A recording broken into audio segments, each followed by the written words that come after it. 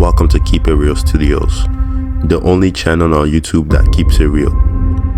Hello ladies and gentlemen, so today I'm going to be discussing a couple reasons why I hate the MMA and boxing community. If I am being honest, I'm more of an MMA fan myself than a boxing fan. I do partake in boxing.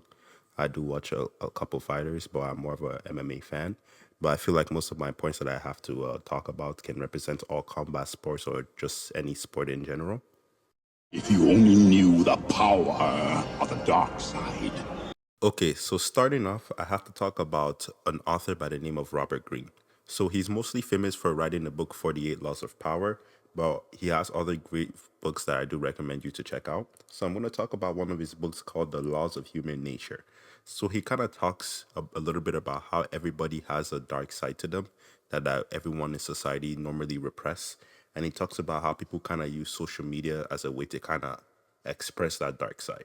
We're so repressed socially. We have to pretend to be these saints, these virtuous people from a very early age since, we enter school or even in our families. And so we're continually presenting this kind of saintly mask so that dark side that I have a chapter on in my book here, it gets deeply repressed, but everybody has a dark side, myself included. It's like a pit bull that decides if you want to be able to walk it out in public and get it out for a walk and get to pee and poop and do all its things outside. So cancel culture or rage on the internet or trolling, these are all ways that people can get out their dark side. It's their shadows that gets to speak. That hostility, that kind of fuck you kind of energy, that bitchiness that they have to repress so much. Here's a socially sanctioned way to get it out and to pretend that you're being virtuous and political at the same time. So I hope that clip was able to help you all understand that we all have this dark side to us, and some people use this dark side in social media. They use it to kind of release this negative energy onto other people. One thing I've noticed a lot is when a fighter loses a fight, if you look at his social media or what people are just saying about them, they tend to hate on that fighter. And it doesn't matter if this fighter has been undefeated for many years, he has the longest streak. When they lose, you see a big narrative shift. You see a lot of people say he's washed up, he's no longer good, or he should retire. So this leads me to my next point. I believe that a lot of people in our community, they hate to see winners. Not even the people in our community, people in general. I feel like a lot of people, they hate to see winners. If you're successful, you're doing good, you keep winning and you keep overcoming the odds, especially if they were rooting against you to lose and you were the underdog and you won and came out on top, that can create a lot of anger and envy in other people. They hate to see other people succeed, especially it makes them kind of reflect on their own lives, if they're not winners themselves. So they kind of use that as a means in a way to kind of hate on the fighters, but pretend like, oh, they're just criticizing them. So that's another thing I kind of dislike about this community. Fighting Connor when he wasn't an asshole. Was that weird? Dude, fighting is hectic already. You're about to go in there for 25 minutes and you've been training, so you know what's on the line. So it's just a lot of pressure. So just it being a little bit more calm for me was smooth sailing, man. Because it's already hectic enough. I say the same thing about the fans. Like when I fought at the Apex, it was nice, because like I said, fighting is crazy. So without having guys spilling beer, yelling you're gonna die, on the way to the walk, it's relaxing to me. Time to play the game! Okay, so now we're gonna do an activity together. So I'm gonna flip a virtual coin for you. So I want you to guess if it's either going to land on heads or land on tails. So if you need a second to think, just pause the video. But now I'm going to flip the coin.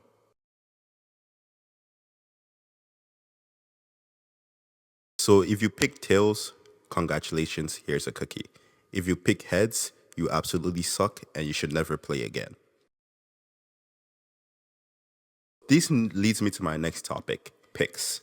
So when it comes to combat sports, a lot of people, they tend to be rooting for a fighter. So usually when one person is rooting for a fighter, they tend to be against the other fighter. This is something I found that goes on in this community.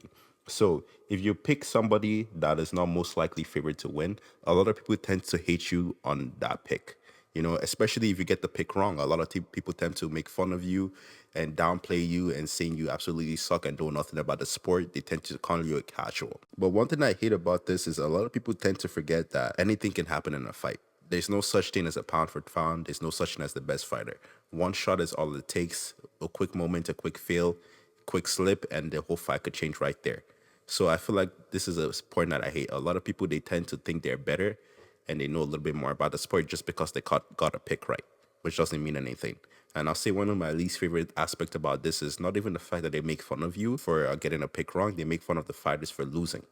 Because, for example, is a lot of fighters, they might be facing the best, the number one guy, they might be facing the champion. And a lot of people hate them for it because they have confidence in themselves, which is something that I don't understand. Like, do you want them to go on stage and say, oh, I'm going to lose, but I'm going to try my best? No, the fighter needs to have a lot of confidence in themselves and believe that they're going to win. Everybody's saying this is the best fighter in the world. How is this not a legacy fight? No. How are you not a legacy fight? No, listen. You're the best man in the world, brother. You believe you can beat me? Yeah, go ahead. You believe? I believe what? You believe you can beat me? Yes! 100. I wouldn't be sitting here if I didn't. Who's in their right mind going to a fight that think they're going to lose? Because he got... Be humble. Sit down. Be humble. So, in the dictionary, confidence is described as a full trust, belief in the powers, trustworthiness, or reliability of a person or thing. Arrogance is described as offensive display of superiority or of self-importance, overbearing pride. And humility is described as the quality or condition of being humble. So modest opinion or estimate of one's own importance, rank, etc. The reason why I brought this up is a lot of people in this community, they tend to mix these three up. They don't know which one is which. When it comes to combat sports or any other sports or anything you do in this life, whether it's a goal or something you're trying to achieve, there are a lot of things that you need. You need to have confidence, you got to have self-belief, and you got to be hardworking, and you got to be disciplined, and you got to be dedicated, So those are a couple of things that you need to be successful in whatever you're doing. A lot of people in this community, they tend to forget when it comes to fighting, 90% of it is mental. The fighter has to train very hard and has to prepare mentally. They have to believe that they are the best and they have to be confident enough to show it that they're the best. But a lot of people, they see this as them being arrogant and not being humble. And I've asked people this, what does humble mean? And someone said, oh, you just don't brag. I'm like, ugh. They just mean downplaying your success. Yes. So if anyone like me rocks up and just, I'm owning it. I'm like, fuck You're owning it. Yeah. I'm the champ. I'm the man. I'm being the champ. You're him. And then they say, oh, no, he's not humble. But I tell you what, humble is when I have Dan Hooker on my fucking neck, hangman. Yeah. Humble is when I have Stephen Warby cracking me with an uppercut. Mm-hmm. Humble is when I have Carlos kicking me in the body and making my liver go, ugh! That's true humility. Yeah. But me, like, trying to act, dull my shine just to make someone else feel comfortable. What I believe people in this community tend to forget is just because a fighter has confidence or believe in themselves or they're excited to have a fight doesn't necessarily mean that they're not humble. Because I feel like we tend to forget that a lot of these fighters, we only see 1% of their lives. We don't get to see their character. We don't get to see what goes on in their head. We don't see that true person. We only know them as fighters. So you never know how hard they work. You don't know what long road they took to get here. So obviously they need to be confident in themselves and believe that they're the best fighter. Just because someone is talking proudly about themselves and believes in their set of skills doesn't necessarily mean that they're not humble. And people tend to forget, man, fighting is a crazy, crazy sport. It's different than every other sport. Other sports, they have teams with them. Don't get me wrong, in fighting, they have coaches, they have the nutritionists, they have sparring partners. But at the end of the day, they're either locked in that octagon or in the ring with another opponent. Nobody else comes with them. In other sport teams like basketball, soccer, they have a bunch of people playing with them. Someone gets injured, there's a substitute. In fighting, you don't have that. 9,986,000 minutes.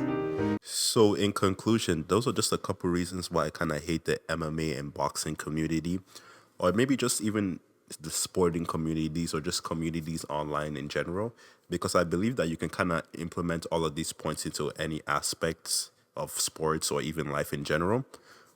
So my main point of this video is I believe the MMA community or boxing community, they need to just have more respect for the fighters. Don't get me wrong, I believe even some fighters need to have more respect for other fighters, There's a lot of work goes into this, We sit at home on our couch, we scream and we get entertained for these fights. But for other people, this is their livelihoods. This is how they provide for their family, this is their job.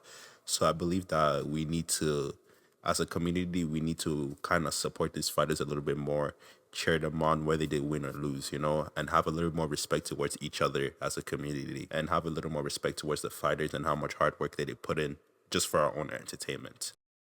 So that's it for today's video. Thanks so much for watching.